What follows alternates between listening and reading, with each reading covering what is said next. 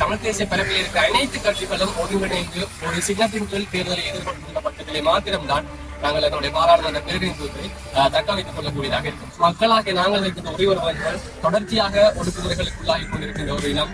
பல்வேறுபட்ட ரீதிகளிலே தொடர்ச்சியாக பிரிவினைகளுக்குள்ளாகி இந்த எதிரிகளாகப்பட்ட ஒரு சமூகம் ஒரு குடையின் கீழ் ஒரு சின்னத்தின் கீழ் ஓர் அணியின் கீழ் இந்த பொது தேர்தலை எதிர்கொண்டு எங்களுடைய சமூகம் தொடர்ச்சியாக குரல் கொடுத்து வருகின்ற எங்களுடைய ஒடுக்குமுறைகள் அல்லது நாங்கள் எதிர்கொள்கின்ற இந்த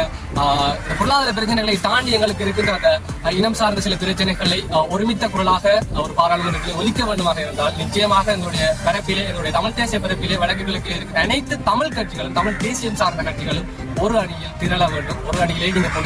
பொது தேர்தலை எதிர்கொள்ள வேண்டும் என்பதுதான் அனைத்து கட்சிகளும் தங்களுடைய பிளவுகளுக்கு அப்பால் இந்த கட்சிகளுக்கு இடையிலே, இந்த கட்சி தலைவர்களுக்கு இடையிலே இருக்கின்ற அந்த பிணக்குகள், அந்த பிளவுகளை தாண்டி ஒருமித்த பாதையிலே இந்த சமஷ்டி என்கின்ற அந்த விடயத்தை நோக்கி பயணிக்க வேண்டும் என்பது எங்கள் அனைவருடைய ஒரு எதிர்பார்ப்பாகும்.